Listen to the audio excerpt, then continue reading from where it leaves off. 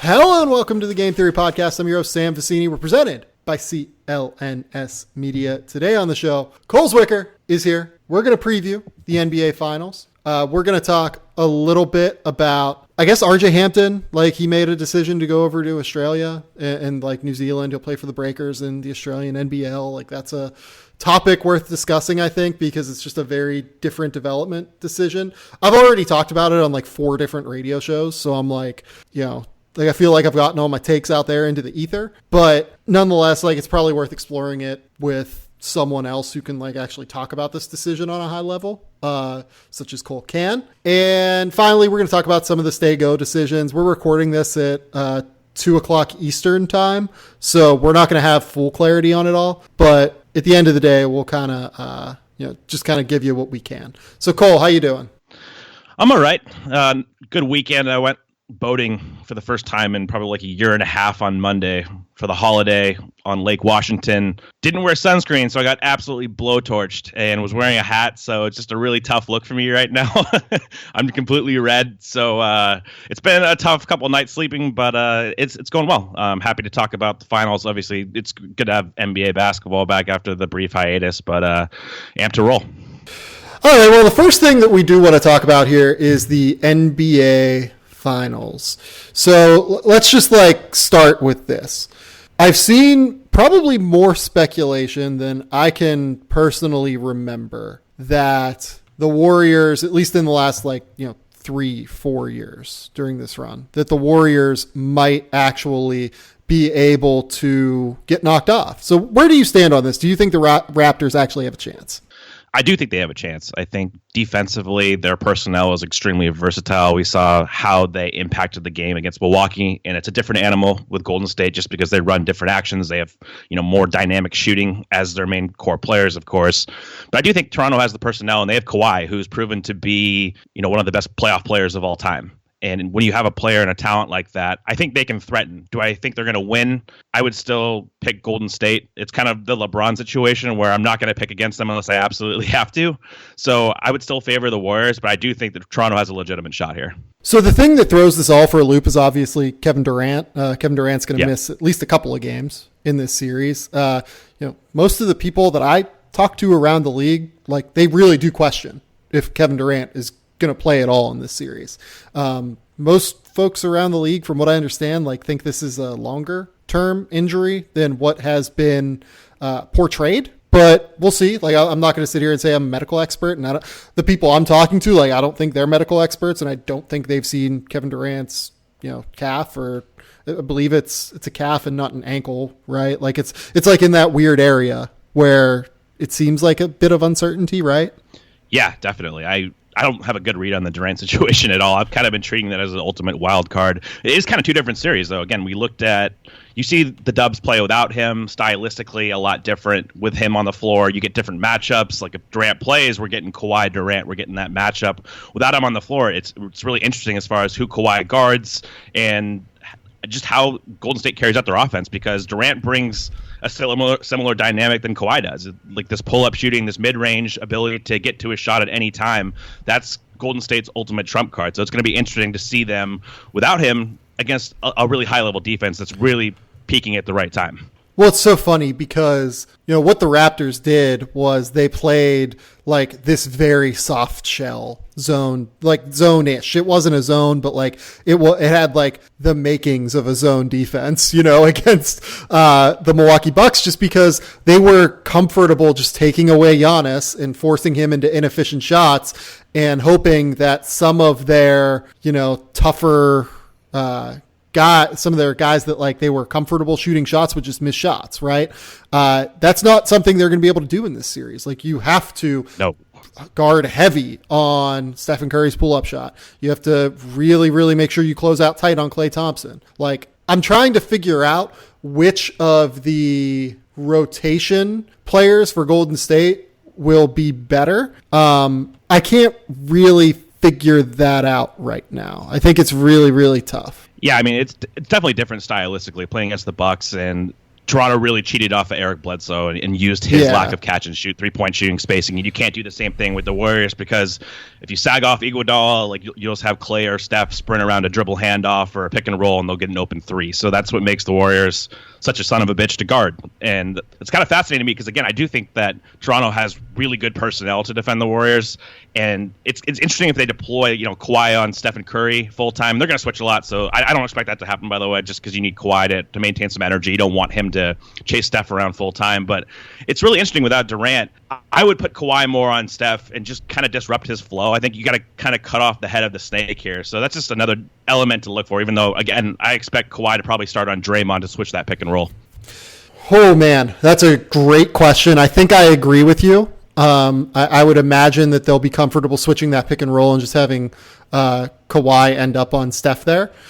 It's interesting, though, insofar as do you just constantly go back to that if you're Golden State? Like, what's the adjustment there? Do you start running, like, let's assume, we'll probably have Marc Gasol on Kevon Looney, right? Like, if I was the Warriors, I'd probably start Looney in this series.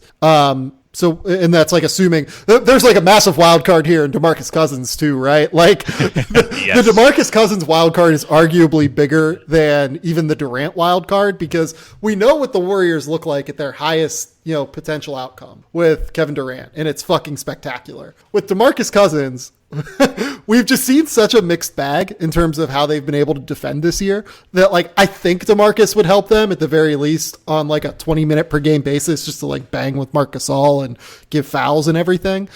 But like, there is some question there, like how much will he really help coming off of injury? Well, yeah, and defensively, if you put him against Gasol, the Raptors are just going to go to that 3-5 pick and roll with Kawhi, kind of like what they did against the Bucks with Brook Lopez and drop coverage. That's probably not going to be worth the trade-off. Like, I think you can give Cousins minutes in this series, but I would rather do it as a reserve and try to align those minutes when Kawhi is off the floor. I think that makes a lot of sense to me. And because, again, I think that Toronto's just going to hammer you with those Kawhi pick and rolls. And if you drop, you can't just let him. He's one of the rare shooters. You can't just let him walk into even a mid-range jump shot if it's not contested. His balance is too good. He's too consistent at those shots. So definitely an interesting dynamic. I would still lean that they start Looney just because more versatile defensively. He can get on the offensive glass. I think you just need to space defense a little bit more than DeMarcus Cousins. But honestly, I have no idea what they're going to do. I would assume that's the route that Kerr goes, though. Yeah, I think I would agree with you. I think that's what I would do, at least. So, and like Steve Kerr is super smart. So I would think that that's the route. Do we want to get into like the idea that the Warriors are 31-1 in their last 32 games with Stephen Curry and without Kevin Durant, and what that says about the Warriors? Because I've just seen that number so much, and I think that it's kind of insane to ascribe as much value to it as people are ascribing to it. Yeah, I don't have a hardline stance on this other than like the people saying that the Warriors are underrated. How do you underrate this team? They have, in my opinion, they still have they're still starting 4 Hall of Famers. Like, of course, Iguodala is not in his prime, but he's still a high-level defensive player, makes great decisions with the basketball. Draymond has been otherworldly defense. He's shown again that when the stakes are highest, he's the best defensive player in the league. And, these guys are still incredibly good, and they still post so many matchup problems. Steph, his gravity is going to create opportunities. So I don't know. I don't really read too much into that. People are like anti-Durant, like, oh, Steph by himself, he's still the best player in the league. And I actually agree. I think Steph is the best player in the league right now. But, I mean, it's still an elite team. You know what I mean? Like, that's all I can really say about it. Yeah, so I think that part of it is they play with, like, just better defensive energy without Kevin Durant, even in the playoffs. I think they play with better defensive energy whenever Kevin Durant is out because I feel like they know they don't have that security blanket of having Kevin Durant. The thing is, though, that in this series particularly, I do think that not having Kevin Durant potentially is a big hindrance to them because of the fact that they can then put Kawhi on Draymond Green and have him switch pick and rolls, or you can have him at the end of games, let's say for the final 6 minutes of the fourth quarter, just fucking chase Stephen Curry around and just make his life a living hell if they want to do that. Whenever they have Kevin Durant, I don't really think you can do that. Like, Pascal Siakam is very good, and he's a good defender. I don't think I would trust Pascal on Kevin Durant and getting like the most marginal feedback. Like, I would want Kawhi on Kevin Durant at the end of games, even though Stephen Curry, like, Steph might be the best player. We can have this ridiculous conversation or whatever, but like, I would rather have Kawhi on Kevin Durant at the end of games than having Kawhi chase around Stephen Curry, just because it helps Kawhi maintain energy, because Kevin just moves less than what Stephen Curry does on the basketball floor. Like, you're mostly guarding isolation stuff. You're mostly guarding like pick and roll stuff. You're not having to run around like off ball screens. So I think that just not having Durant changes the matchup dynamic in a way that I think is advantageous to Toronto, even beyond like, the talent level of what Kevin Durant brings to the table. Yeah, absolutely. I think the matchup dictation here is most important. I mean, you get the death lineup or the Hampton 5 or whatnot. You get Draymond at the 5 with Durant, Iguodala, Klay, Steph, and you force Toronto to adjust. That probably takes Gasol out of the game. That might even take Ibaka out of the game. And then you have to go to maybe Siakam at the 5, and you just dictate different lineups. And we've seen, Golden State small ball lineups usually beat other teams. I mean, sometimes, I know there's the PJ Tucker element to this, but for the most part, I would trust their small ball lineup over basically any lineup in the league. And it really presses Kawhi more. This is something where you look around, it's like, what exactly is Kawhi going to... I assume, again, he's going to guard Draymond, and he'll switch that pick and roll, but when they don't run pick and roll, Toronto switches a lot off the ball, but he doesn't have a specific assignment that really presses him for the entirety of the game. That's kind of why I think they should mix in him guarding Curry more, just because I don't think there's a specific matchup on this team. Like, if Siakam chases around Klay, for example, I think that might be how they play it. Lowry maybe guarding Iguodala, you can kind of hide Lowry in that capacity. He's a very good help defender. So I think without Durant in the fold, you get more situations where you can be a little bit more liberal as far as helping. You don't want to overhelp, of course, because you don't want to give up to Klay, Steph, dribble handoff 3 or whatnot. But it definitely presses you a lot less, because Durant, for everything that is said about him, he's clearly still like one of the 2 best dynamic scorers in the league, and you have to account for him in every second on the floor. So we've kind of talked a lot about what happens when the Warriors have the ball. What do we think happens when Toronto has the ball? Because it's kind of weird in that this offseason, it feels like they've gone to a lot more like Kawhi Leonard, isolate, create something one-on-one, just because Kawhi is a fucking freak show and is the most like incredible basketball player in the world right now. I think like it's between him and Steph and Kevin Durant, and right now I think I would probably take Kawhi as the best player in the league. But like Nick Nurse, he also has a bunch of these like quick hitting plays where he'll, run, someone like Pascal Siakam or Kawhi up from the corner and then let them create and get on the move and take a dribble handoff or take a shot off the, off of a screen just from beyond the arc or from the long 2 range, because they've taken a lot of those this off season or postseason. Jesus. I mean, how do we think the Warriors end up trying to go about matching up with the Raptors? Because the way that the Raptors offense operates, I think, plays the biggest role in the way that you go about it. Do we see more, of these set plays from Nurse, or do we see more, hey, we're just going to say, Kawhi, go do your thing because you're our best source of offense right now? Yeah, I think you're going to see a lot of the latter, but that's kind of dependent on situation. We've seen Toronto's offense can really stagnate at times. It really gets Kawhi driven, especially in the Sixers series where there was no ball movement. Guys were indecisive. Marc Gasol, Kyle Lowry, those guys weren't taking those first shot opportunities. I do think we're going to see a lot of Kawhi pick and roll, just because I think with Gasol guarding Looney, you're going to get those 3-5 pick and rolls. I think that's a good way to attack. You're probably going to see Stephen Curry on Danny Green, kind of like JJ Redick on Danny Green. That's kind of the way that most teams guard this. That's the most logical place to hide Steph, because Lowry's going to run off. He's so good at like relocating off the ball. You don't want him guarding playmakers if you don't have to. So I think that's the matchup. We're going to get Iguodala on Kawhi. It'll be during the season with Steph. He'll be on whichever of Danny Green or Fred VanVleet is on the floor, because Fred's a good matchup for Steph because he's not like a wild athlete, and then Danny Green, you can just kind of hide him. Yeah, exactly. And I think for starters, I expect Danny Green to start and then VanVleet to come off the bench. We'll see how good Danny Green shoots in this series. I think he's one of the main X factors. Those 2 guys, Fred VanVleet and Green, have to make open shots. Again, just the X factor comment element of this, but I think the main matchup that's really intriguing for me is who does Draymond guard? And I think it's pretty obvious. It has to be Siakam. It doesn't have to be, but I like him in that role because I want Draymond in help. And that's the one guy you can really help off of on the Raptors. Seen this with what Philadelphia did with Embiid. I want him roaming. I would rather have Iguodala play Kawhi straight up. And that's another element of this series is how much does Golden State really help off the shooters to give Kawhi different looks, give him some double teams.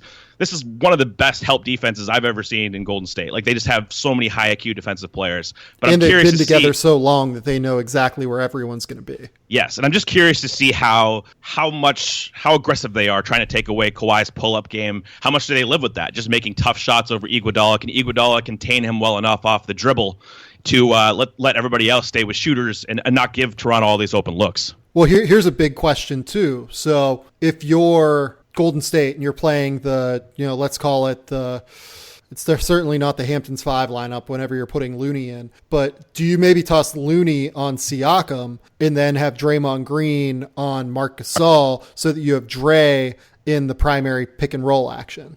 Yeah, I get the argument for that. I would still rather have Draymond in the easiest help responsibility, but maybe you gauge it and see how aggressive Gasol is with his shot. Like, sometimes he just doesn't. Right, that's kind of my question. As far as taking shots. Like, Mark is not always the most aggressive guy at chasing his shot. Yep. Yeah, so I would absolutely, you can mix that in to keep them off balance as well and just kind of see how Gasol approaches these opportunities. If he's going to take shots or is he going to pass them up? Maybe you mix in that coverage, but again, I think that just starting from that point, I'm always trying to optimize defensive players, and you just have to put Draymond in help because that's when he's the best in the game at that, as far as maybe he throws a different look at Kawhi on a drive and he can recover to Siakam or whatnot. So that's how I would approach it initially. But if they do go to that pick and roll, maybe you do throw Draymond in and just switch that action. So here's the next question. When it's not Marc Gasol on the floor, when it's Serge Ibaka at the 5, or even when it's Pascal at the 5, when it's Pascal at the 5, I would imagine things get a little bit more complicated where you probably have to have Looney on Pascal, and then you then what? Who would be on the floor in those lineups for Toronto? It would probably be Kyle Lowry, Kawhi Leonard, Pascal Siakam, one of Danny Green or Fred VanVleet, possibly both of them. Who else could we throw in there? I think if you get that look, Golden State's just going to put Draymond at the 5. They're going to take Looney out and put Draymond on Siakam so he can switch every pick and roll and he can help off him off the ball. I think that's how you see the Dubs counter anything like that. Ibaka is interesting. I think that I don't have a problem with Draymond guarding him and helping off Ibaka. Ibaka's not shot well from 3 in the playoffs, so I think they'll feel more liberal to do that. Yeah, it'll be really interesting. The Dre factor is very real in this series. He's very clearly, I don't want to say the most important guy, but the way that they utilize him is going to, I think, be the biggest X's and O's X factor in this series because there are just a lot of different ways that they can go about it, and there are a lot of different ways that they will go about using him. And how he plays, I think, is going to play just such an outsized factor in the way that the series goes, both on offense and on defense. Yeah, I totally agree. I think just from a matchup standpoint, him and help is going to be fascinating. It's going to be fascinating when they downsize and play Draymond at the 5. Can they play all Toronto's bigs off the floor? Can they play Gasol off the floor? Can they play Ibaka off the floor? I think Nurse doesn't love going to Siakam at the 5, but I think we're going to have to see that at some point in the series. So I think the Dre just stresses you in so many different ways. And we see that both offensively and defensively. I think ultimately you're gonna see again Kawhi on Dre offensively at times just to switch that ball screen action. That's going to be huge because you can't trap Steph. You can't give Dre all of these 4 and 3 opportunities. So that's what I like about Toronto is they have the personnel, I think, to at least challenge the Warriors defensively when they're really locked in. They have good cohesion between guys like Kawhi and Danny Green, for example, off the ball. And you really have to execute off the ball against the Warriors. You have to be good and sound with your communication because they're going to execute all their split cuts, and you got to stick with these guys. So I think they have a shot mostly because of that. But again, I would still favor the Warriors and probably 6. So here is the next thing that is an X factor looming over this series. We just talked about the small lineup. If OG Anunoby comes back in this series, and it seems like he's scrimmaging and practicing right now, that does open up smaller lineups for Toronto. Now, OG is obviously not the most confident offensive player in the world right now, but he gives them the defensive versatility that they need to where they can play, Fred VanVleet and Kyle Lowry together with this longer lineup of Kawhi, OG, and Pascal and maybe make it work offensively. Yeah, it's definitely a different dynamic. You get real size at the 4, and you can kind of feel more comfortable playing Siakam at the 5 and not necessarily like Kawhi with 3 other smaller perimeter players. So different dynamic. It's really tough, though, to trust OG in this kind of high-leverage situation, though. He's never played in a series against like a team like the Warriors where there's so much off-ball communication. You really have to be dialed in consistently. That's a tough ask coming off the injury and whatnot. So I agree. It's definitely a wild card. I haven't been operating that like that's going to be a huge likelihood. But like him playing over Norman Powell might help Toronto. And I think Powell's going to play at least a small role in this series as well. And they're going to have to win on the margins. Some of these role players, they have to make threes. Like Fred VanVleet, really, for the last series, as much conversation as Kawhi stopping Giannis. Like Fred VanVleet was just insanely good from 3. And it's like a couple of those shots a game could be the difference in the series. To quote good friend of the program, Mark Titus, it's a make or miss league. I don't know if you knew that. But if you make shots, that it is. You're probably going to win. And if you miss shots, you're probably going to lose. And that usually favors the Warriors. Yeah. So I am taking the Warriors in this series. I agree with you that it's going to be in 6. I would take that outcome with or without Kevin Durant, I think. If, just because it's clear Kevin is not going to play in the first 2 games. I think they split in Toronto. I think they split in Golden State, and I think Golden State wins the last 2 games. It's a hard series for me because of the weird like matchup dynamics that Toronto can throw at Golden State. I can't remember a team that had this many long athletic dudes that can be something of a factor against the Hampton 5 lineup. Or against whatever you want to call the lineup without Kevin Durant, right?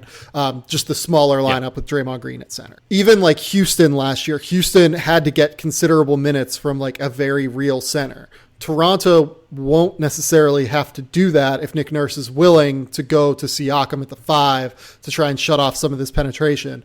And if he just trusts Kawhi to knock down, I think Kawhi's shooting like 55% of his like mid-range 2-point jumpers. Like if that happens and continues to happen against Golden State, they can realistically just kind of make this work, like offensively with the small lineup. Yeah, and for me the key is Toronto's offense. I think you're not going to stop Golden State from scoring. But I think Toronto can at least make it difficult for them at times. You have to score yourself. I mean, we see that time and time again playing Golden State. You have to put up points.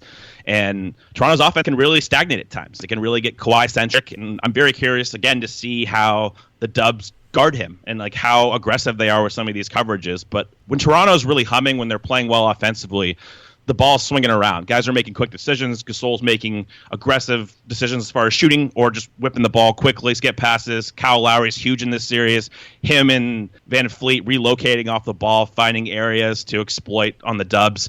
That's what I like Toronto so much is like some of these players are just really smart. Like VanVleet, Lowry, Danny Green. They're very, very smart players. Obviously, Marc Gasol.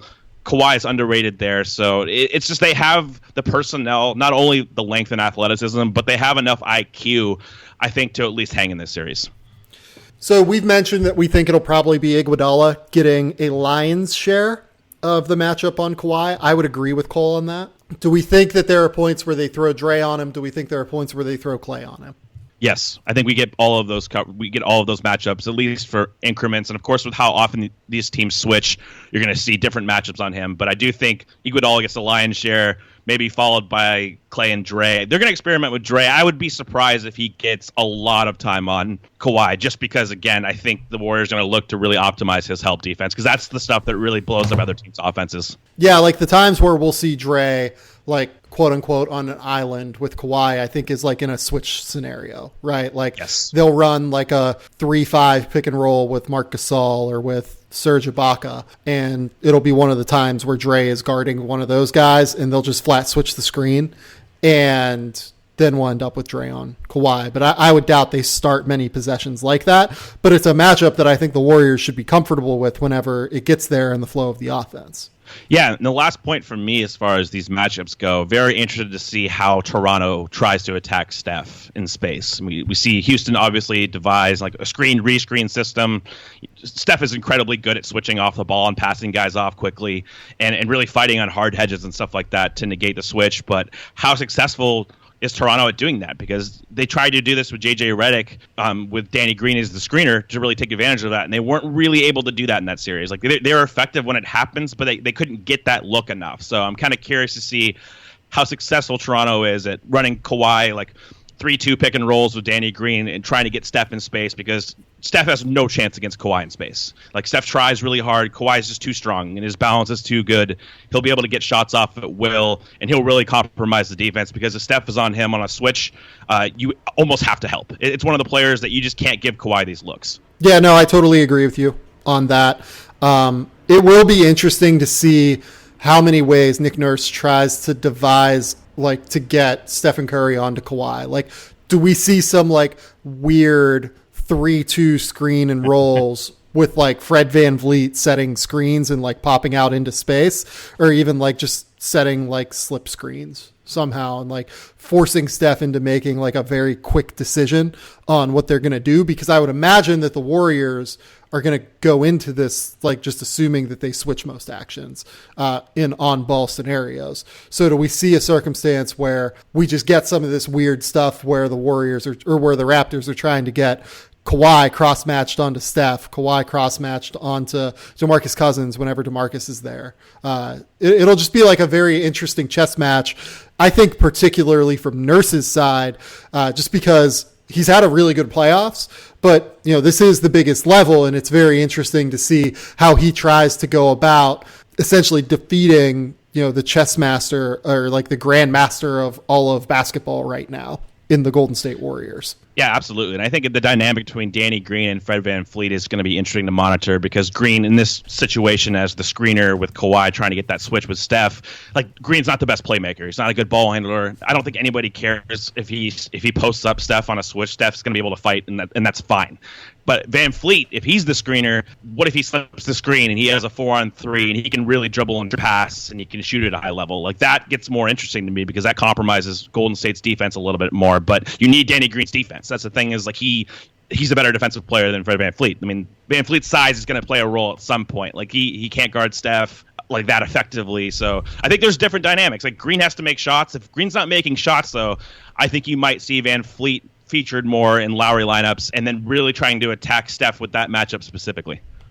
Yeah, with VanVleet particularly, I agree with you that that's a road, but then you're giving up defense you're giving up defense to get more offense. Like, Danny Green is going to be the critical matchup, I think, on Steph a lot of the time. I agree. And that's kind of the dilemma, and that's the trade-offs you have to incur when you play the Warriors. You're usually going to have to give something up, and it's just curious. If they need offense, I think you almost have to try to take that, because you have to be able to score against the Warriors. You're not going to completely stop them, but I do agree. I think that Green's going to be the primary defensive player on Steph. You want him on the floor, but if he's not making shots and you can't take advantage of Kawhi, 3-2 pick and rolls, you got to start, at least for some minutes, hunting for ways to attack the Warriors. And I think that's just something that's kind of underrated in the series. Is VanVleet's, just his playmaking might matter.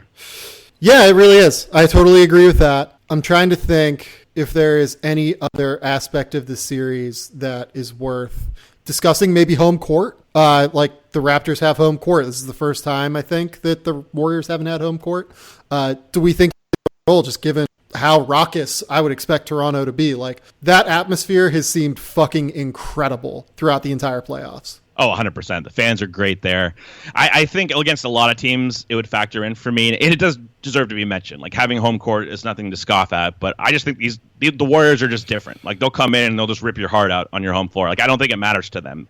I think a lot of people have even said it might motivate them. They're in a position they're it's atypical for them. They're not used to, going on the road and having to win. And I think for a team that has won this much, maybe they view this as a new challenge. So I just think this team's so composed. Like, you're not getting, a first-time playoff team in here. This is like one of the most experienced teams in the league as far as winning. So I don't think Steph is going to crumble under the pressure on the road or whatnot. Same with Draymond, Iguodala, all of these guys. But maybe, again, I think this is why some people have, Golden State in 7 games, is because you have this home court dynamic. And I think that might factor in to an extent, but I just don't think to the same extent when it comes to the Warriors. Like, if it was a different team, I would give this more credence. Yeah, no, I agree with that. I don't know. Do we have anything else we want to talk about within the series? I would just say last point for me, like, the Cousins dynamic is really fascinating, and how Kerr kind of utilizes him off the bench, because we do get some lineups that's just Klay Thompson out there, and it really pisses Warriors fans off. That's like the number one thing, is like him out there with a bunch of like non-shooters. And maybe Cousins, you can play him against Ibaka if Ibaka's at the 5, and you can really go to him in the post, and he can give you a little bit of self-creation in those minutes. But I would be judicious about how much I unleashed him against lineups, especially that feature Kawhi. Yeah, I would agree with that. Just the injury factors here are insane to me. Yep. Like, it makes the series genuinely almost impossible to predict, if only because, like, hey, Kevin Durant coming back in game 4 or 5 totally throws everything for a loop in terms of the X's and O's, in terms of the way that teams operate on the floor, just everything. If DeMarcus Cousins can play 15 minutes a night, it throws a lot for a loop. If OG Anunoby can play 20 minutes a night, it throws a lot for a loop, just in terms of the way that these coaches go about trying to operate. I am just very, very intrigued by everything that has potential to happen in this series. I say Warriors in 6, and I sound like I have confidence saying it. The only reason that is just because of the Warriors. Like, if they weren't like this team that is going for 4 titles in 5 years, I wouldn't like feel that incredible confidence. I feel like, just based off of what is on the floor here. But like, these guys are just so battle tested. They've been there so many times. They know what this is. That, like, I just kind of think they figure out a way to pull it out. That's where I'm at. This is not an indictment on the Raptors. I think the Raptors are a very good team. And Kawhi, there's some ramifications in this series. Like, Kawhi wins this series. Like, this is just how the NBA works, how we remember players at the highest levels of play. And he goes down, I mean, he vaults for sure as far as his all-time greatness, because this is a guy who's already, an elite level playoff player. And if he beats the Warriors, I think has incredible ramifications. If the Warriors beat the Raptors without Durant at all, what does that say about them? You know what I mean? Like, I don't think that they need any more accolades. I think they're appreciated for what they are for the most part. But still, that's an incredible feat to win 4 and 5 years. And to do so without Durant at the highest levels is just really, really, really impressive. Yeah, the legacy aspect is pretty interesting. Like, Kawhi Leonard, is a guy that has made 3 All-NBA teams now, right? Like, we're not talking about a guy whose track record is super, super long necessarily. But if he wins this title, like with the Raptors, he goes immediately into becoming a top 50 player of all time, I think. Like, maybe even higher than that. And given how many players over the years have made, 6 or 7. I think that 7 is the, like, no doubt this guy is a Hall of Famer mark for All NBA. The fact that he's only made 3 All NBA teams and would immediately vault into such lofty discussions, I think says a lot about where he is right now, Yeah, absolutely. And I think that it's funny because how you remember these players is really interesting. So if you ask someone, what is Kawhi known for? It's like stopper defense. Like, a lot of people say, 3-and-D. This guy is like an all-time shot maker. That's the thing about him. Like, no doubt. He's one of the best pull-up shooters. Like, legitimately, it's hard to make any case against that. It's not only just efficiency, it's high-leverage situations. You can't take this guy's game away. You can't take a shot away. He can elevate over the top of anybody. His balance, coordination, strength level is just absurd. So you really have, like, the pinnacle of a two-way player here. Like, he's historically outstanding. And obviously this series is not going to change how I think about him as a player, because I think that's a little bit too much result bias. But if he does win this series, it's hard to really argue against that to a large extent, just because the feat and beating one of the best teams of all time would just be insane. So, and then in Steph's case, like, I think you can make the case that Steph is already the second best point guard ever, but he's like very clearly the second best point guard ever if he wins this title. And he is on track to potentially, I think, passing Magic Johnson if he would continue to win more titles. But I don't necessarily know that I can say for certainty that that would happen. He would certainly not be ahead of Magic yet, I don't think. But if he was to win this title, it would put it in discussion for the back part of Stephen Curry's career. Hey, this guy might catch Magic. Yeah, and I try not to chime in too much on the historical stuff just because I wasn't around to watch Magic Johnson in depth. But, I mean, Steph's the best point guard of my generation. He's the best offensive player in my generation, probably. I mean, I think him or LeBron gets a little interesting for me just because there's different dynamics at play. But his greatness historically, he's going to go down as, I mean, I already have him as like a top 15 guy ever. Like, I think he's that good. Yeah, and I agree with you. I think he's going to, I think the way we think about these players sometimes is very rings driven. And unfortunately, that's the case because I think maybe that underplays some very great players historically, but Steph's going to have everything. He's going to have the resume with rings, winning titles. He's going to have the statistical impact. It's going to be really hard to make a case against him as an all-timer by the end of this. Yeah, no, I agree. Just kind of running back through history, like I'm sure that you can make a case for Isaiah Thomas as the second best point guard of all time. You can certainly make a case for Oscar Robertson as the second best point guard of all time. But at the end of the day, for me, yeah, like you said, it's just going to be really hard, I think, to pass up every single bit of the resume that Stephen Curry is going to have ticked. And like I said, like if they win this title, I think he's like no doubt the second best point guard ever and has a shot to at least reach that next level. And I think two other guys, Iguodala, I mention these guys every time we talk about them, but Iguodala and Draymond Green are just like the two all-time role players. I love these guys. And some people would say role players undersells them. I'm just saying, like, in the function of how this team works, non-scoring threats, but they do everything else at an elite level, decision-making, everything. So if Iguodala plays great individual defense on Kawhi, how is he remembered? Because, I mean, he won a Finals MVP for guarding, in my opinion, the best player ever. You know what I mean? Like, this guy is all-time elite. If he can, I mean, I don't expect him to shut down Kawhi by any means, but I think his individual defense in this series and how he's remembered is going to be big as well. Yeah, I agree. Draymond Green as well. Like, it's interesting for me insofar as, like, I don't know how much this changes things for Dre. Like, to me, Dre is probably going to be a top 100 player by the time he retires. Maybe this would change that a little bit, I guess, getting to, like, being the, let's call him the second best player on 2 title teams and then the third best player on 3 title teams, or on 2 title teams.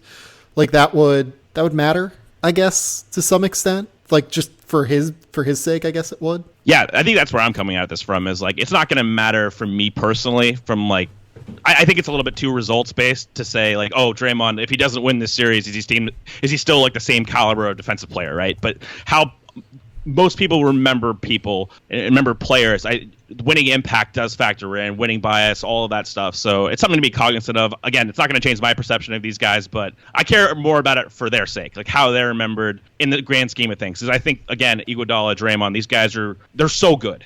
And them getting notoriety is dope because literally they're 2 of my probably favorite 5 or 6 players of all time. So it's hard for defensive guys and great passers and great decision makers to get the same respect and reputation as dynamic scorers.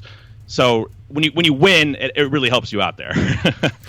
Yeah, I agree. Let's move on. Let's talk some NBA draft. Before we do that, let's talk about RJ Hampton. So RJ Hampton has decided to go over to New Zealand to play in the Australian NBL this year. The New Zealand Breakers are a part of the NBL. So this is something that I've been kind of hinting at for a while now. Like I tweeted, 3 days before the decision happened that there are a lot of people around the NBA or around the basketball world, I guess we can say, that thought this is the way it was going to go. At the combine, basically everyone I talked to about it thought that was the way it was going to go. The 2 places I had heard consistently were either China or Australia.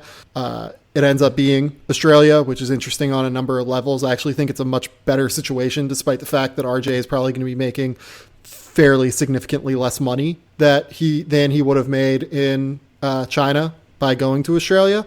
But overall, what was your initial thought whenever you saw this news come across? I don't really have strong thoughts on it like some people do, like, oh, this is a mistake or this is a great move. Like, for me, it's not like a trend-setting move. We don't see this being adopted by a ton of players. Like, it does happen with relative consistency with like Manuel Mudiay, Terrence Ferguson and stuff. So it has been, it has been known to happen. I just don't really feel like there's one way or another. Like, I'm not going to pretend to understand an individual situation. There could be factors that are motivating him to do this that I don't know about. So I tend to not analyze it that way. As far as like, does it help his stock? Does it hurt? I mostly don't. I don't know if it matters. Like, if you're that talented, we've seen like Mudiay again. Mudiay goes 7 or whatnot. I think, yeah. So you get a lot of these guys. Terrence Ferguson goes in the first round. So I didn't think he was good in the sample that he played internationally. So he still has the pedigree to where it's not going to influence him as much, in my opinion. But I mean, it's always easier, I guess, for me to track guys in college from a logistical standpoint.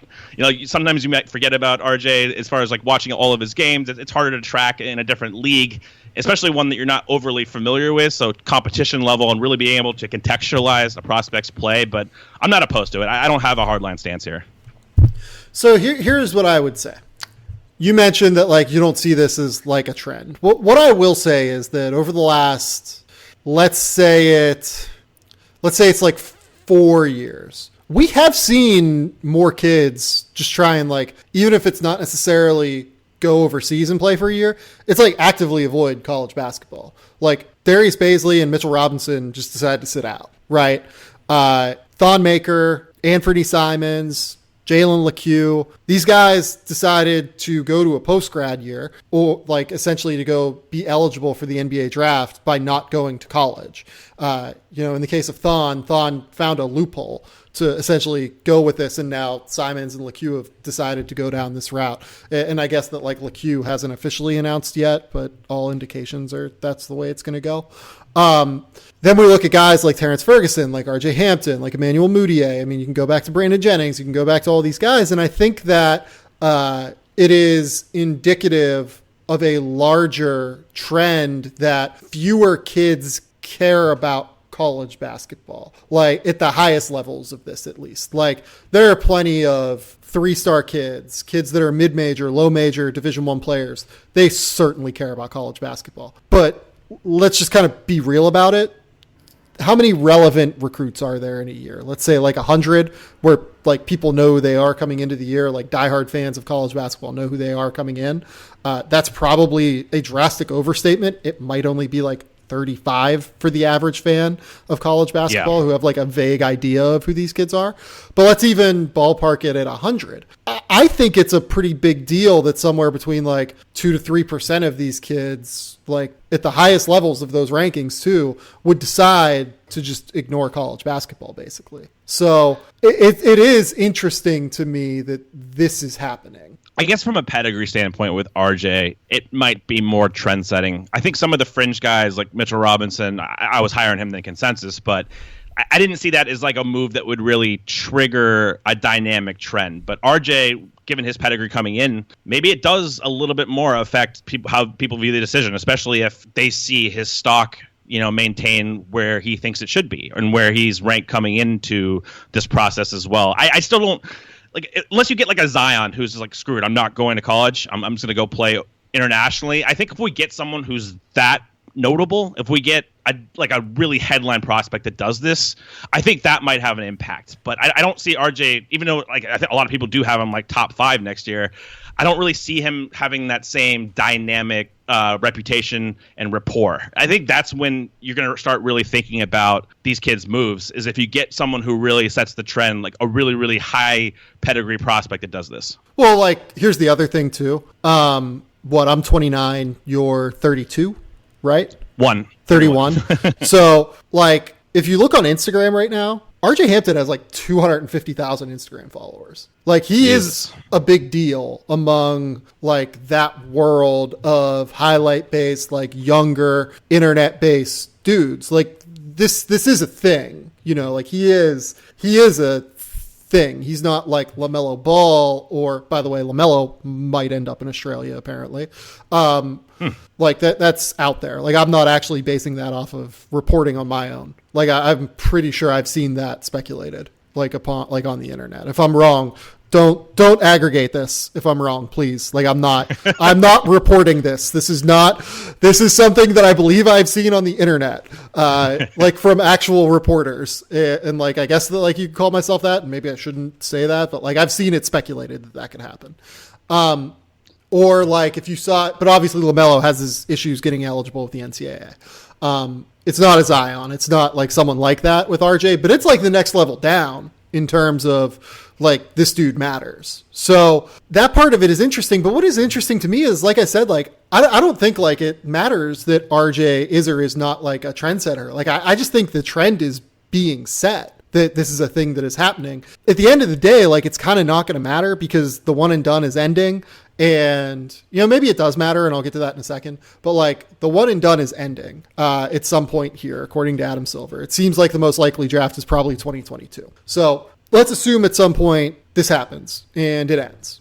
It is just going to totally change the dynamic of how kids are developed, because I think more and more, and God love him, because I shit on Pete Thamel's work regularly and feel a little bit bad about doing it because he's a very nice guy. But like Pete wrote an article today for Yahoo that I agreed with. Like I thought that he was right. Kids, I think less and less often at the highest level, don't see college basketball as the destination. They see the NBA as the destination. And on some level, I think that really matters. And I think another place that where you see this is in draft prospects declaring for the draft out of college. There are way more kids that are borderline draft prospects that like realistically don't really have a chance of being selected in the NBA draft that are just going and saying, hey, I want to be a professional basketball player. I don't care where it is. NBA teams can find me. If I'm good enough to play in the NBA, they'll find me. If I'm not, then I just want to be a professional anyway. Like, I think more and more kids are doing that. Like, I've talked to a couple of kids this year who think of it that way. You know, some of them end up staying in the draft. Some of them end up going back to school. But I do think that that is an important message in all of this, that college basketball for the best kids in the country, you know, either already in the college basketball ecosystem or potentially entering the college basketball ecosystem, do find it to be a bit less relevant. Yeah, I agree with all that. I would just question the degree of the shift as far as in the one and done era. How many kids really don't see college basketball as just a vehicle to get to the NBA? How many kids are genuinely interested in attending college basketball, at least the high pedigree guys, for multiple years? And how long has that been the case? You know, I don't feel like that has been the case. I feel like these guys, it's always been kind of about getting to the NBA. It's just taking different vehicles to get there. But like people who grew up, and you know, maybe this is a thing where like we're probably 10 years too young for this. Yes. But like college basketball used to be a thing. Like, you know, for the second time, I'll bring up Mark Titus on this podcast. But like Mark on his pod, One Shining Podcast, shout out One Shining Podcast, one of my favorite shows. He'll often like make the old Big East joke, right? Where like, oh, I remember the days of the old Big East where men were men and, you know, they used to fight in steel cages after the game because they just couldn't take it off the floor anymore. Because like people hold this older era of college basketball in such reverence, I think. And that's just not the case anymore. Like it's just realistically not how this goes anymore. And I am intrigued by that aspect of it. Like, I'm glad about it, first and foremost, because amateurism is a bullshit sham. And it's a sham on the level of kids, like, theoretically, in huge air quotes, not getting paid. And it's a sham in terms of the way that kids should be allowed to make money for doing what they love and doing what they're exceptionally skilled at. And especially in like the capacity of, you know, the schools and TV networks and everyone around them is making a shit ton of money because they watch these players on the court. So like, I'm glad this is happening where college basketball is becoming less relevant. I'll go anywhere to see kids. I have to go see them. Like I care more about the kids and care about development and care about that aspect of this. But obviously I'm very different in that regard. Like most fans generally care about, I think, going to see where they graduated from or going to see their hometown team. And that's fine. But what I think college basketball risks now is becoming a very hyper localized sport where it'll be those people who are the diehards of the teams that care, but there will just be less national relevance. Like college basketball at the end of the day is going to be fine, like in most regards, if only because they figured out they have two very large inherent advantages. They have, first and foremost, that hyper localization of marketplaces potentially, which will always make college basketball relevant in some capacity. And two, they have the best sporting event in all of college basketball because or in all of sports, because they figured out that the tournament, one and done 68 team, event is just so spectacular to watch that people will take off work every year to watch it. So like college basketball is not going to end. It's not going to die. It's not going to be like this, sky is falling scenario, but I do think that it's at risk right now of becoming far less relevant than it has been. Yeah, I agree with all that. And I think some of how I'm approaching this is definitely that generational gap, not being around and competent really for the Tim Duncan era where, you're 4-year guys. And I've never really viewed college basketball as this high integrity thing. Like when I've covered the draft, it's been all about the draft, right? It's about prospects. It's about seeing that progression. And that's why I don't factor in these and to be honest, much because, like you bring up the high integrity thing. I think people like our age think of it the opposite way and clown it for being not high integrity because like the kids aren't getting paid and it's bullshit. Well, I think that's the gap too. That's kind of the generational gap is it's viewed maybe in the past as some kind of high honor to play college basketball for multiple years at great programs as well and like win in those scenarios and view college basketball as like an independent entity where it's about that game rather than about being a vehicle more for professional basketball for the high leverage guys. And that's always what I've seen. Like that's why I don't put as much stock into this maybe as some, college basketball diehards is because for me, it's all about the draft. It's all about these prospects getting to that ultimate point in their lives. Like I don't condemn anybody's decision. Like if you want to go play international, go do it. Like, make money. I'm all for that. So I'm not going to come down on kids that want to do and not go through college basketball. But I guess, again, I think the way that college basketball is viewed by consensus now in our kind of generation definitely has some negative connotation. And for me, I double down on that just because it's not about the college basketball product. It's about evaluating talent that fits in the NBA. Yeah, in college basketball, I think, it's also worth just mentioning, like, one way to fix this is, something that John Gavoni brought up earlier on Twitter today, like, letting kids make money off of their name and likenesses, I think would play a huge role in stopping just this massive, deluge of, borderline prospects like Tyler Cook and let's throw out, trying to think, Moses Brown and, Lindell Wigginton and guys, Lamar Peters, guys like that from leaving because those guys, they've all played for relatively big universities at the very least with fan bases that would be happy to get their autograph for like a certain fee, that would be happy to get, they would be happy to see their faces in like car dealership commercials or whatever it is. Like there is a very real like way to get these kids money. And it's kind of silly to me that college basketball is essentially cutting off its nose to spite its face because they want to keep this sham of amateurism and integrity when nobody my age and like nobody, I think below 35, which is the market they should be trying to appeal to right now, because eventually those are the people who are going to matter for college basketball in regard to getting television advertisements and everything. Like that's the marketplace that matters. And in a lot of ways, you're really just kind of killing your own market at the end of the day. Like you're hurting yourself by not going down this road. Yeah, and I'm really well said, and I'm in support of whatever benefits these guys long term, the kids. Like if this is all resulting in people declaring who shouldn't really be declaring, I want a system that really maximizes and optimizes their opportunities to succeed. And whatever that is, I would agree to. I'm not going to sit here and theorize and come up with a bunch of different fixes for college basketball and prospects. But that at the end of the day, that's what I care about is giving these kids great, like just a better opportunity to succeed. And I think if this whole system is resulting in, again, like you said, more of an exodus from college basketball, guys declaring who aren't going to get drafted, that's just dangerous to me as far as for a lot of these prospects because the NBA, you don't get infinite amount of tries. You might get a crack, you might get an opportunity, but it's not like if you're not a first round pick or a lottery pick, the NBA is not going to invest a ton of time in you for the most part. And if they're getting bad advice to leave, or if they have to leave for financial reasons, that's something that at least has to be looked at as being remedied. Yeah, no, I totally agree. In regard to RJ Hampton, look, I'm not going to sit here and tell you that I think, the NBL is certainly a better developmental ground for RJ Hampton than, say, Kansas would have been, because I believe he said he would have gone to Kansas if he was going to college. What I will say is this. The level of play in the NBL is better than the Big 12, for instance. It just is. These are professional guys where the average age in the league is probably like 27 or so, like that.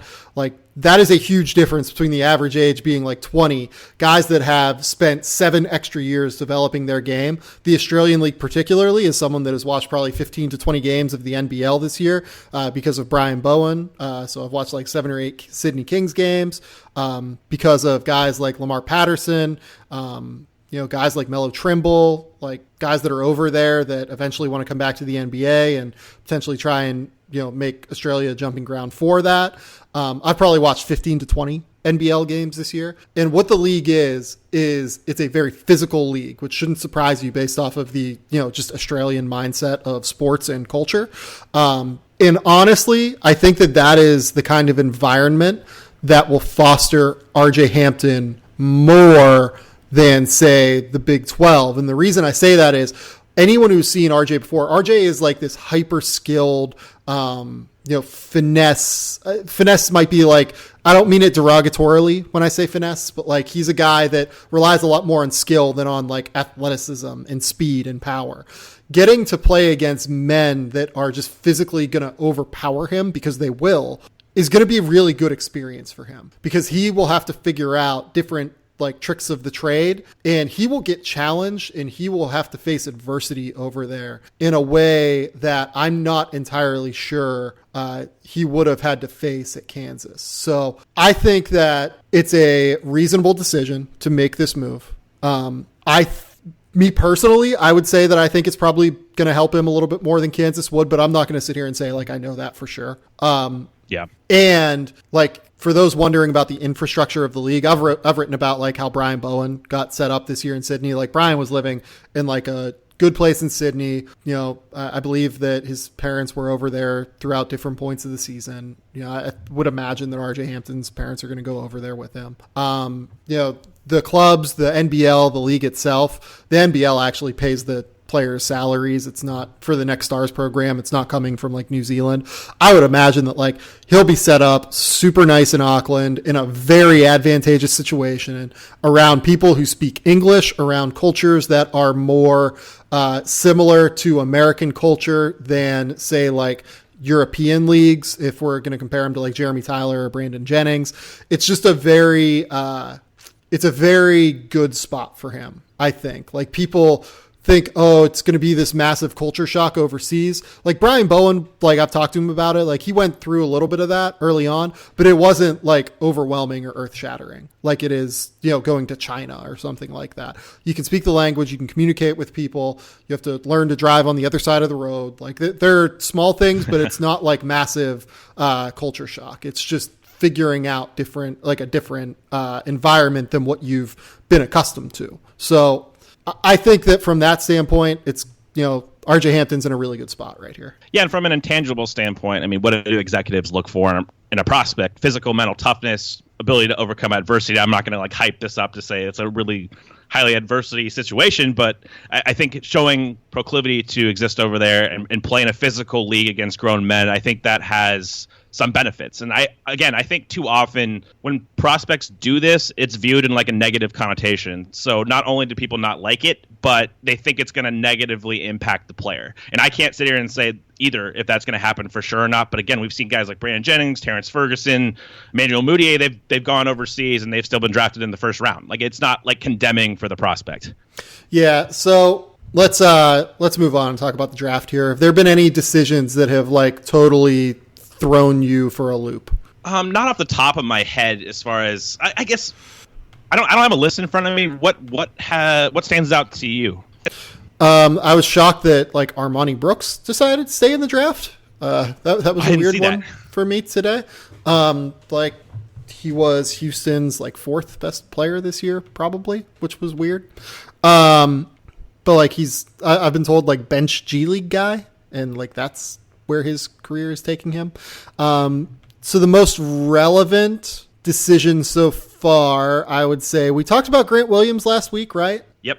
So I would say Nick Claxton is probably the most relevant decision. We also talked about Nick, but Nick is like officially staying in the draft, which I think is the right call. I have Nick at number 21 on my board.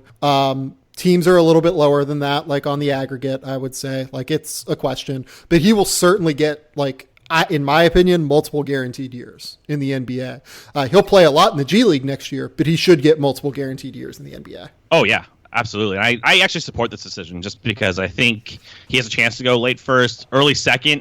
I think smart teams will be like, okay, let's give this guy 2 or 3 guaranteed years, maybe get him on a 4-year contract and really develop him. I think that a lot of prospects in that range, we've talked about this in the past, I think he actually has developmental upside. So take advantage of your stock. You know, he had a good combine. He tested well. I just think a lot of guys weren't overly familiar with him at Georgia this year. Maybe you didn't consider him like a definite to come out. So maybe guys go back over his tape more now and say, okay, this guy's really good in space defensively. You know, he has a projectable shot, even though I think mechanically he needs to, you know, implement some tweaks there. But kind of a modern big if he can get stronger, get a little bit more explosive. Definitely a developmental guy, though, and I hope he gets the opportunity. But I would be surprised if he fell outside like the top 40. I think conservatively he goes early second round. So the next guy I would say is like Isaiah Roby. You know, another guy. I would say that like for teams, he's probably in the range of where Nick Claxton is. For me, I have Roby at 39. So like there's like a 18 spot difference between those two. Roby, I think, will go in the top 45 for sure. I think he has an outside shot at the first round because teams do appreciate the skill set. 6'8", 7'1" wingspan, pretty young still. I think he's 21. Like, there's a lot there from an athleticism standpoint, from a potential to shoot it standpoint.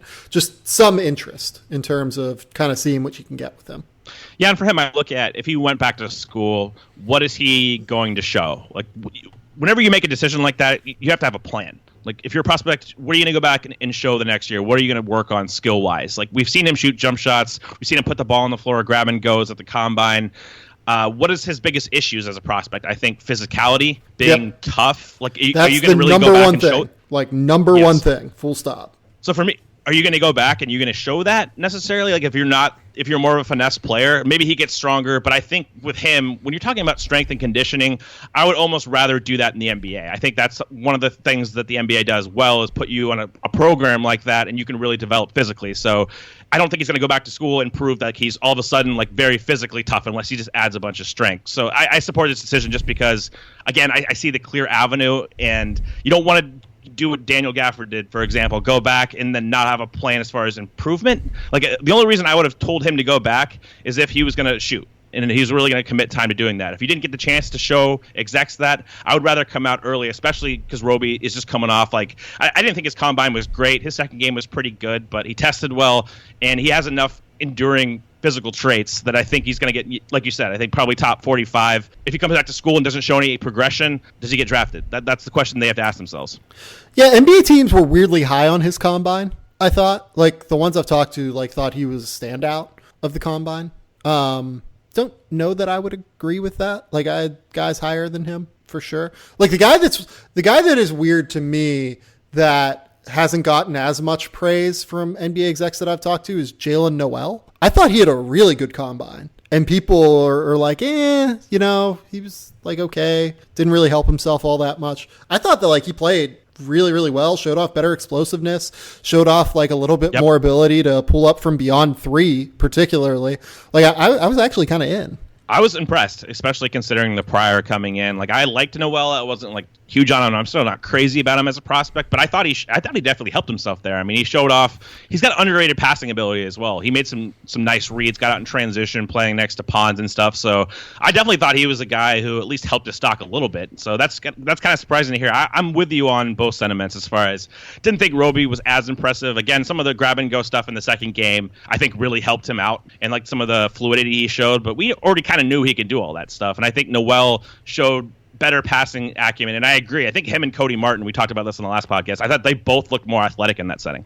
Yeah, Cody Martin was interesting at the combine. But yeah, we talked about that last time. Let's move on. The two guys that have not yet made decisions that I'm most interested in, Jordan Nwora and Devon Dotson.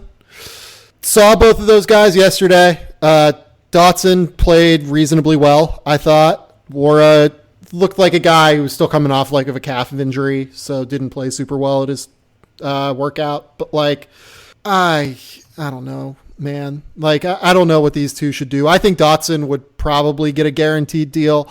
I don't know that I can guarantee that Nwora would. Honestly, I don't know if I can guarantee either of them would. But what are your thoughts on those two? I think with Dotson, if he goes back to school, I think he can show more creation ability, more playmaking, and hopefully just improves the jump shot to a level that you're a little bit more confident. I mean, when you're talking about a backup point guard, in this class, there's some options in the second round, so I can see maybe a little bit of scarcity, like Justin Robinson types if they get drafted. I think that ball handlers, especially if you're going to be put in a position to where you can actually run an offense, I think there might be some upside in returning for Dotson. Jordan Nwora, I don't know. Like, he's also different. Like, I don't know what is he really going to add to his game? More skill game, show a better handle, better individual creation. I think we know he has the power to shoot NBA threes in his mechanics. Maybe he shows better defensive acumen and really commits to that end of the floor. So I think there's upside for both to commit. I don't look at either one and say I would draft this guy necessarily. I think that they both have limitations, and I would probably take other players over them in their range. But if they feel confident, like if Dotson feels confident he's going to get drafted, he's going to get multi-years of guaranteed money, I'll support that decision. So Devon Dotson and Jordan Nwora are on opposite sides of what I'm calling this year the Terrence Davis line. So I have Terrence Davis at number 47. Terrence Davis is someone that like I would unquestionably want to draft this year. No question. DaQuan Jeffries is kind of this line as well. Like I would unquestionably want to draft DaQuan Jeffries. I have Devon Dotson ahead of those two. Like I think Devon is super quick, a little bit more explosive than what he gets credit for. And like I mean this in a very real, like positive way, as I've said about other players before. Like Devon Dotson, that dude is tough. That dude is a motherfucker on the floor. Like that's the kind of guy that like I want to have as a backup point guard. Nwora, I wonder so much about the athletic translation, just in the way that he translates that athleticism to the floor. Cause he does have like bounce. It's just like, he doesn't have super great quickness, and, he's a little bit skinnier than what I thought after losing some of the weight this year. And like, that's not a negative that he's lost the weight. He just needs to add the quickness along with it.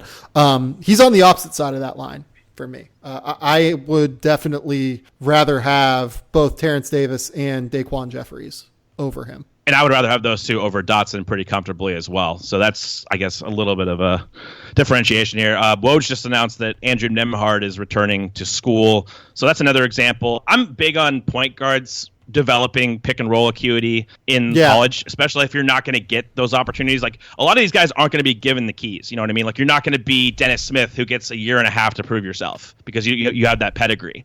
I think with Dotson, I would like to see him returning and kind of just hone his abilities there. The same as Nembhard. I'm not big on Nembhard. I think that he made the right call here and being able to show more pull-up ability and whatnot. So I just like some of the feel elements to, especially if you're an initiator, I like to have those reps, and a lot of guys don't get that opportunity in the NBA.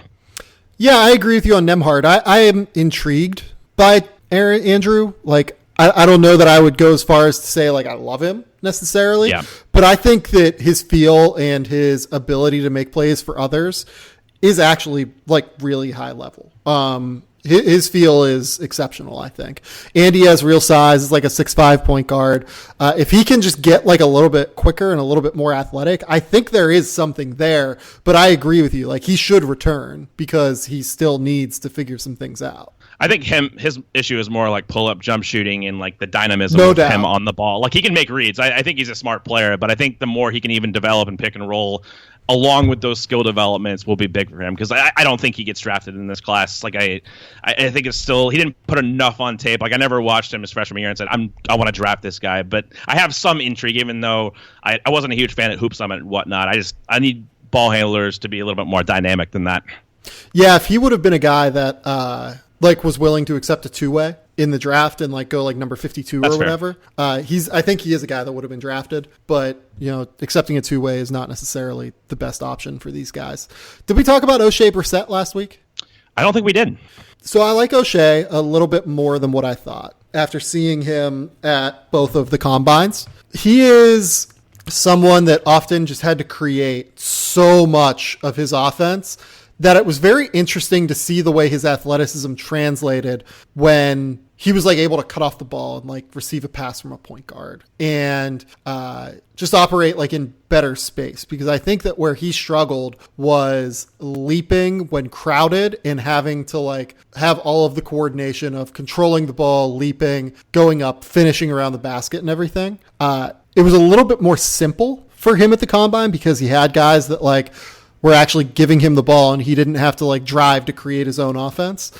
He looked a lot better in that setting. I think that he's a guy that genuinely helped himself by going to the combines and just reminding people, hey, I'm a little bit better athletically than what I think I've gotten a chance to show.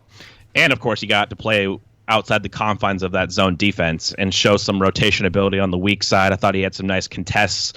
His athleticism was solid. I thought, especially in the second game, we saw a little bit more skill game from him as well. Some drop-off passes. He had a couple nice executed plays. And I agree. He's one of the other guys, along with Noel especially, that I just thought looked more athletic in that setting. His issues for me is the finishing ability. I don't know how good his touch is. There's still a lot of question marks, but I do think, especially in that second game, he popped for me pretty dynamically, and he really never did in Syracuse's setting. So I think that he definitely helped himself a little bit there. Yeah, I would agree with you. I'm trying to think who else. We still haven't heard from LeCue. I'm assuming that LeCue is going to go pro. You don't pull out of the second day of the combine and then not go pro. You know what I mean? Yes. Let's see. Jared Harper decided to turn pro. Do you have any thoughts on that? He definitely doesn't have a lot of momentum coming off the combine. I thought he was pretty underwhelming there, and that's just I don't know. I didn't watch him enough at Auburn to have a better idea of his pick and roll playmaking. But just at that size in general, it's a tough investment for a team. And again, I don't think he really capitalized on any kind of momentum because I thought he was one of the more disappointing players. I thought Trey Waters really outperformed him at the combine in their individual matchup and whatnot. So not totally enamored with that choice, but I don't know. Do you think he gets drafted?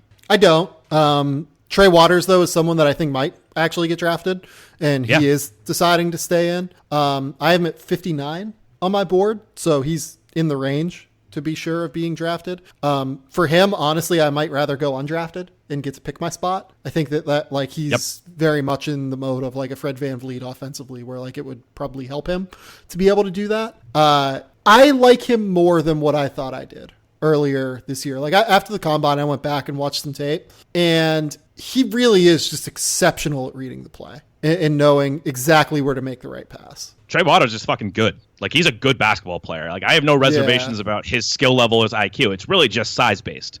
How many players that size are, Tyler Ulis, for example. It's a really tough hill to climb here. But I do think Trey Waters, as far as just how good he is as a pure basketball player, really, really elite. If he was, I wouldn't say really elite, but he's very good. If he was 6'3", 6'4", we'd be having a very different conversation right now. Oh, first round pick for sure if he was that big. Yes. Jordan Bone decided to stay in. Sure, he'll be a priority two-way guy at least.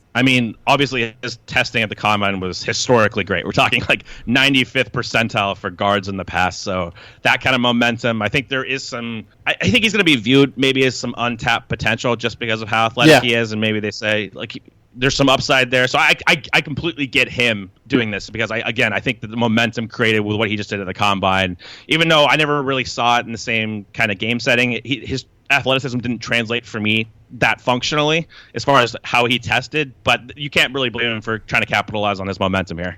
Yeah, I do think that there is some of that. I actually do think that he it does play athletically, not 95th percentile athlete athletically, but he does play athletically, in a very positive way. Yeah, he's definitely athletic. I just don't think it's to the level that his testing would suggest. He's not a crazy Russell Westbrook kind of athlete, in my opinion. It just doesn't translate to that level.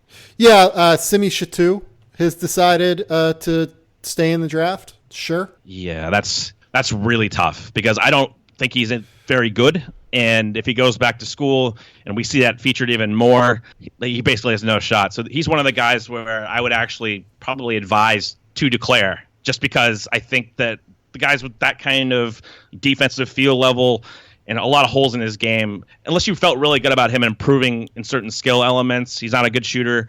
I just don't know what the plan is for him. And I think players like that, I would just come out and take a shot that maybe you get a cup of coffee in the NBA. So here would be my case against that. So Simi tore his ACL in December 2017. So he's about 18 months out now. Maybe there's just some hesitancy there in the way that he moves.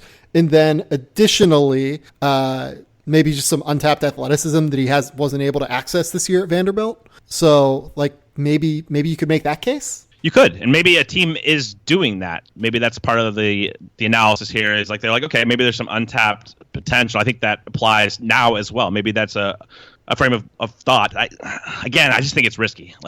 If he returns to school and he's the same player, I think he's not getting an NBA chance if you don't see that athleticism. But of course, that's intel that would be very valuable to have. Yeah, no, of course. I think that's all we got. I think that's all I have right now. I mean, the decisions we're waiting on, sent off a list to my editor earlier.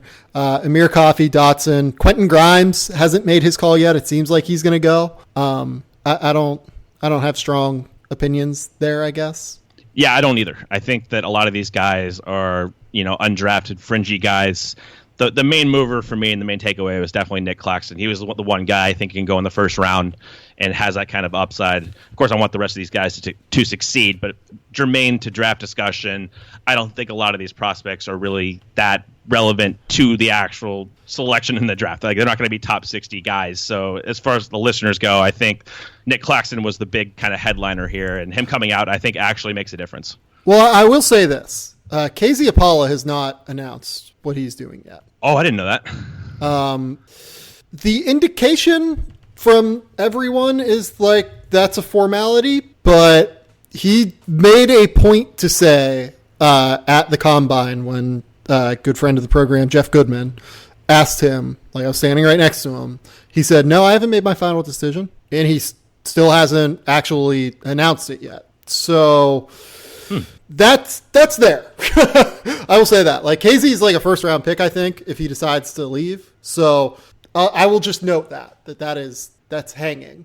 Yeah, we've talked about him in the past. I'm not quite as high on him as some are, but he's definitely someone who gets drafted. If he comes out, it's definitely relevant to this conversation. Do you he's a first round pick for you, right? No, I'm honestly not a fan really at all, but to the NBA, he probably is. I think that a team definitely invests in the 20s, or I'd say maybe conservatively he could fall to the 30s, but I would be surprised if he didn't go top 40. I mean, we're going to have this argument again real quick. So KZ just turned 20, maybe a month ago, something like that. Can really handle the ball for a guy that's 6'8" with a 7'1", 7'2" wingspan. He's a legit +6 wingspan. Pretty athletic laterally, not the most explosive vertical guy, and made significant strides on his jump shot. What am I missing on your end here? I'm not sure if he knows how to play basketball at a high level. Fair point. I accept that one. So I agree. I think he can handle the ball a little bit. He can pass, especially from a stationary position. I think he reads the floor okay. I think that collapses when he has to make decisions on the move. I don't think his athleticism is that functional as far as you noted the explosiveness. I think the lateral agility, when he needs to change directions quickly, I don't see him as that kind of lockdown defender. I think he moves pretty well. He obviously has the length, the tools. I didn't really see the off-ball defense. And again, I just think, a lot of his game in the half court offensively took a lot of runners that, he wasn't finishing dynamically at the rim. I just don't really know what he does well, but I do kind of trust the off the catch shooting. He didn't show much movement or much off the dribble, so there's not a lot of diversity to his shooting game. Definitely a catch and shoot guy.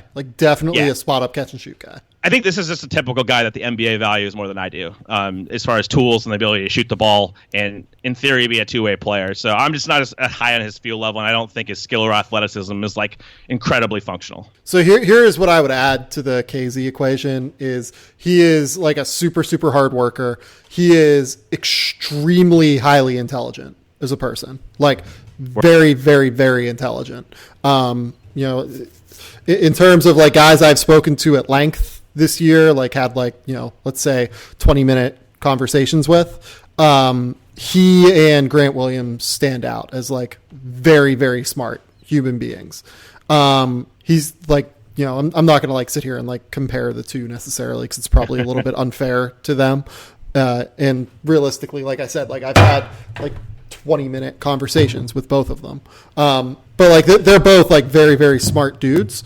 I would, if you're in on Grant Williams and you see the upside there because of Grant's intelligence and like work ethic, the same is accurate for Casey, I would say. I would say maybe from an off-court intelligence standpoint, but from on-court, I don't think there's a comparison, really. I think Grant's just a much better basketball player. And, yeah, no, I get the allure. And like you've noted in the past and contextualized it well, like Stanford was kind of a shit show this year. So it's you have to take that into you have to take that into account. I definitely think there's arguments in favor of him. Just, again, not really my cup of tea in the draft. But he has his fans. Yeah, no. And, like, look, I've moved Casey down. Like, at one point, I had Casey at, like, 15 or 16 on my board. I have him at 26 right now. Like, he's a borderline first round guy for me, but he is someone that like I definitely would take in the first round. Like if I was running all of the stuff. And I think that's probably the case for most NBA teams. So mine's kind of an atypical opinion here. Right. Cole, is there anything else you want to run down? Anything else you want to talk about? I think we covered everything. It's going to be interesting the next couple of weeks. I can't believe how close the draft is. That's kind of my number one takeaway. Is it seems like it's right around the corner all of a sudden, and it's crazy. Yeah, it is. I mean, it's 22 days away now, which is crazy. I'm very glad that it happens this early because I get to take like 4 days off after the draft. Like, if the draft is the 26th, I basically have to jump right into free agency. But because it's the 20th, I'm like, yes. Maybe I'll go up to Santa Barbara for like 3 days with Laura and relax for a little while. My phone broke yesterday also, which is not great. The like home button on my iPhone broke. I've had the phone for like 3.5 years now. So it's probably time, but that's something else I'm going through right now. I'm not happy. Yeah, I can't relate. Honestly, the only thing I have bad going on right now is like this incredibly big sunburn going on. So it's very uncomfortable. And weren't you like out on a boat on Memorial Day? Oh yeah, for about 10 hours. So that was a brutal choice to not wear sunscreen. Yeah, that's not great. It's not a great look. It's funny, yeah. So I also did not like go crazy with Memorial Day like basketball stuff. I made the decision to watch 3 movies on Memorial Day. 3 like 2018, 2019 releases. So yeah, that's where I was at. This is my life. I'm envious. Cole, tell the people where they can find your work. As usual, on thestepien.com, I just wrote 2 pieces. The first was like a 45-minute read on lead guard pull-up shooting. I kind of go through Darius Garland, Ja Morant, Kobe White, Carson Edwards, other guys in this draft, and look at like the functionality of their jump shots, how versatile they are, how much it matters to their projection, because we're dealing with a lot of combo guard-esque players who don't have an incredible point guard feel. Also wrote a piece on Ja Morant versus Florida State, which I thought was the most useful matchup we've had all year for any prospects. So cycled through kind of the different pick and roll looks. Leonard Hamilton gave Morant how he kind of struggled from 2-point range going 3 of 15, and kind of walked through how I think his in-traffic finishing, his touch, everything is going to translate. And I would say, as always, continue to listen to this podcast. So I've been like trying to figure out Ja Morant for a little while now as well. I am a fan of Ja Morant, like no question. But I do wonder about like quite a few different things with his game, particularly that ability to finish in traffic and finish in space. He's a tough evaluation for me, man. He's probably the toughest player I've ever had to evaluate. And I think there's a lot of variance here that a lot of people aren't capturing. You either get guys that are out or they're super in, like this guy's the next great point guard. I think he can be, and that's what makes him so alluring, is because you can see the upside. But I do think his ability to shoot in traffic, his forward momentum pull-up game is just not established yet. How good is his touch in the intermediate area? He loses explosiveness in traffic when he jumps off 1 foot. So I think there's a lot of different factors, and they could go either way. I'm not saying here, and I don't have a hard line opinion on Morant. I have him in my second tier. I think he deserves to be there, but I do think there are some both legitimate strengths and weaknesses here that make kind of a high variance prospect. Yeah, so like what I've been like kind of saying about Ja is, I think he's like if you combined De'Aaron Fox's athleticism with Rajon Rondo's like passing ability, basically. Interesting. I think that there are some like shot level concerns with Ja, obviously. Yes. Just in terms of shooting it on the move and being dynamic as a pull-up guy. Much in the same way as I think there are with De'Aaron Fox, and we'll see if De'Aaron gets there. We'll see if Ja gets there. I think like he's an elite level playmaker for others, much in the same way that Rajon Rondo was and continues to be. I think that that's like the most accurate way I can compare him as a prospect. Like I think he's a starter for sure in the NBA, but those guys like are borderline all-stars. They're not necessarily like game-changing all-stars, you know? Yeah, I follow that line of thought for the most part. I haven't even made a player comparison for him because I don't think anybody really compares. He's such a unique player in how he approaches the game, his athleticism. Like I think De'Aaron's faster. I think De'Aaron's a better 1 foot leaper. But I can see some correlation there as far as not too much stylistically because Morant showed much more as a passer than De'Aaron did at lower levels. That's why you, of course, incorporated the Rondo element. But it's not like Ja's like a non-shooter. I think that he gets he gets killed too much. I mean, I think the shot's kind of a problem, not like a red flag. It's more of like a yellow flag. I'm not sure where it goes, but I do think he has shooting ability. It's not like he's either extreme. He's not a great shooter. He's not like a terrible shooter. And that's what makes him so difficult is because pull-up shooting drives a lot of the modern game as far as lead guards go. And I don't feel comfortable enough projecting that to a high level. But again, you can't just write him off. Like he's shown enough to where there is some intrigue. Right. Like you can't drop 6 feet off of him in a pick and roll setting. But if you like crowd him or if you drop like 2 feet off of him, it's not the quickest, most fluid movement to get into a pull-up shot. He needs to like really set his feet to shoot it at a high level. And that's the stuff that concerns me. Yeah, and that's the kind of stuff that doesn't get covered when we start getting everybody jumping into the draft discussion at this time of year. A lot of the NBA guys, it's just you look at the highlights, you're like, holy shit. Like, I get it. The highlights are incredible, but you really got to parse through all of these subtleties because all of them are important. So, again, I think that he can be a really good player. He can be a really, even potentially a great player. And he's the hardest guy I've ever struggled with as far as this goes, just because you can see all of these outcomes and, you know, it's high variance. Yeah, no question. Go to The Athletic. I'll have a top 100 board up on Thursday. I'll have a mock draft probably next week. I'm in the process of writing a thing on Grant Williams. So it's that time of year for sure where I have just a lot of different stuff coming up. I think that's about all I got though. We'll do I don't know. When do you want to do the big board podcast? Like, I feel like that's probably like a June 7th thing, like something like that. Like maybe like June 10th. Like we don't want to leave it until like 2 days before the draft. Yeah, let's definitely give it a little bit of breathing room before the draft, just because I think that'll be a popular one. So, yeah. We'll have that coming for you, though. We'll have some stuff on the finals coming. Good friend of the program, Dieter Kurtenbach, is up in Toronto right now covering it for his event. So there's just a lot of stuff going on. So until next time, though, we'll talk soon. Bye.